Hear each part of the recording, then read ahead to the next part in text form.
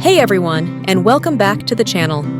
If you're new here, make sure you hit that like button, drop a comment below with your thoughts, and definitely subscribe for more deep dives into classic literature.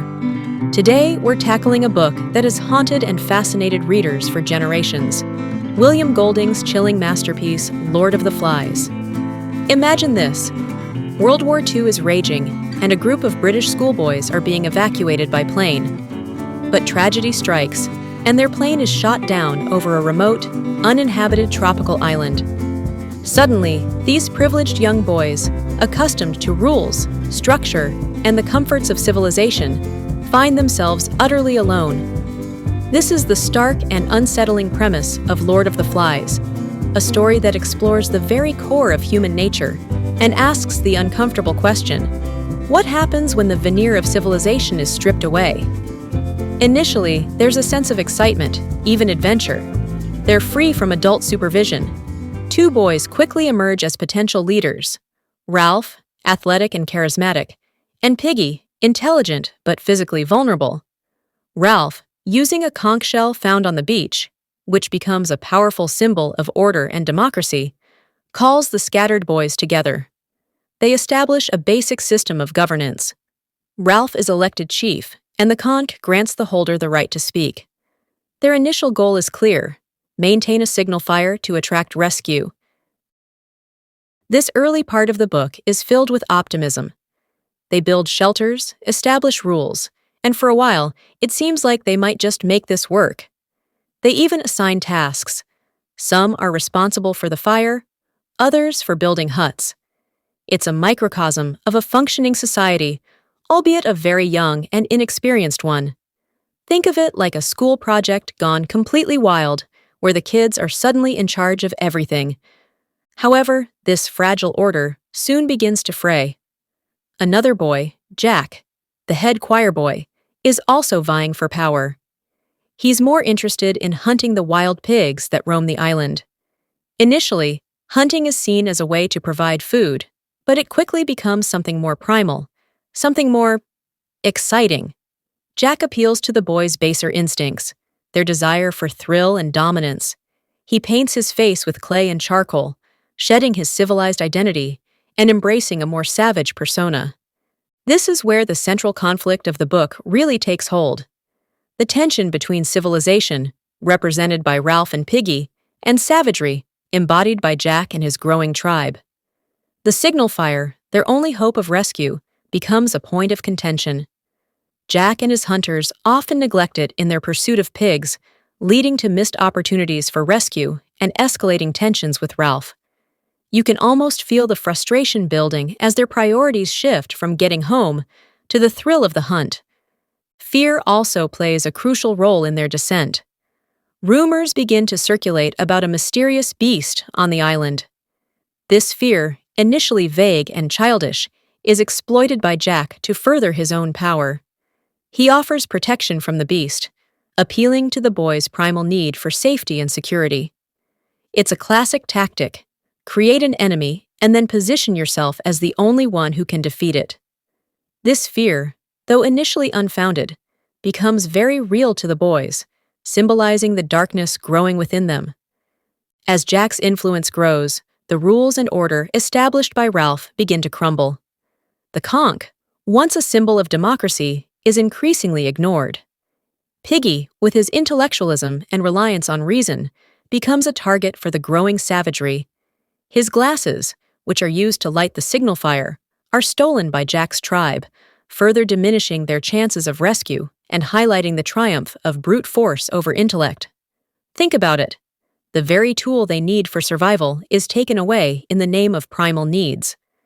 The descent into savagery is gradual but relentless. The boys, once innocent and well-behaved, become increasingly violent and ritualistic. They engage in tribal dances and chants, fueled by fear and the thrill of the hunt. The line between play and reality blurs, and their actions become more and more brutal. They lose their sense of individual responsibility and become part of a collective, driven by instinct rather than reason. One of the most tragic figures in the book is Simon. He's a quiet, insightful boy who has a deeper understanding of the beast. He realizes that the beast isn't an external creature, but rather something that exists within themselves. In a pivotal and heartbreaking scene, Simon discovers the true identity of the beast, a dead parachutist caught in the trees, but is mistaken for the beast himself by the frenzied boys and tragically killed. This scene is a powerful commentary on the dangers of mob mentality and the ease with which fear and irrationality can lead to violence. The climax of the book is brutal and devastating. Piggy, the last bastion of reason and intellect, is also killed by Roger, a particularly sadistic member of Jack's tribe. The conch shell, the symbol of order, shatters as he falls. With Piggy's death, the last vestiges of civilization on the island are extinguished. Ralph is now completely alone, hunted by Jack and his tribe like an animal. The final chapters are a desperate chase, with Ralph running for his life. The island, once a potential paradise, is now consumed by fire, ironically started by Jack's tribe in their attempt to flush Ralph out. Just as all hope seems lost, a naval officer arrives on the beach, drawn by the smoke. The arrival of the officer is a moment of both relief and profound irony. He represents the adult world, the world of rules and order from which the boys came. However, this adult world is also engaged in its own form of savagery: war. The officer's naive view of the boys' fun and games highlights the unsettling truth that the capacity for violence and cruelty is not limited to children. The ending is not a happy one. Ralph, looking at the officer, begins to weep for the end of innocence, the darkness of man's heart, and the loss of his dear friend Piggy. The experience on the island has irrevocably changed him, forcing him to confront the inherent savagery that lies beneath the surface of human behavior. Lord of the Flies is a powerful allegory exploring several key themes. Firstly, it examines the nature of humanity. Golding suggests that civilization is a fragile construct, and that beneath the surface of social conditioning lies a primal, savage nature. The boys, removed from societal constraints, quickly succumb to their baser instincts. The central conflict between civilization and savagery is evident throughout the novel. Ralph represents the desire for order, rules, and cooperation, while Jack embodies the allure of primal urges, dominance, and violence. The book forces us to consider which force is more fundamental to human nature. The loss of innocence is another crucial theme. The boys arrive on the island as innocent schoolboys, but their experiences quickly strip away their naivete, forcing them to confront the darker aspects of themselves in the world. The book also explores the dynamics of power and leadership. It contrasts different styles of leadership, Ralph's democratic approach versus Jack's authoritarian rule, and examines how the desire for power can corrupt and lead to tyranny. Golding masterfully uses symbolism to convey his themes. The conch shell represents order, democracy, and the power of civilized discourse. Its destruction signifies the complete breakdown of order. Piggy's glasses symbolize intellect, reason, and scientific insight. Their theft and eventual shattering represent the triumph of savagery over logic. The signal fire embodies hope, rescue, and their connection to the civilized world.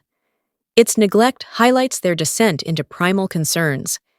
Even the beast itself evolves from a literal monster to a symbol of the inherent darkness within the boys.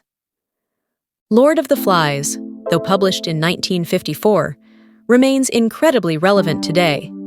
It serves as a cautionary tale about the fragility of civilization and the potential for darkness within us all. It prompts us to consider the importance of rules, laws, and social structures in maintaining order and preventing a descent into chaos. It reminds us that even in the absence of external authority, our own internal beast can pose a significant threat. So, there you have it, a deep dive into the complex and thought-provoking world of William Golding's Lord of the Flies. This book is a challenging but ultimately rewarding read that continues to spark important conversations about human nature and society. What are your thoughts on Lord of the Flies? Did you find the ending hopeful or utterly bleak? Let me know in the comments below. And if you enjoyed this video, please give it a thumbs up, share it with your friends, and don't forget to subscribe for more literary explorations. Thanks for watching, and I'll see you in the next video.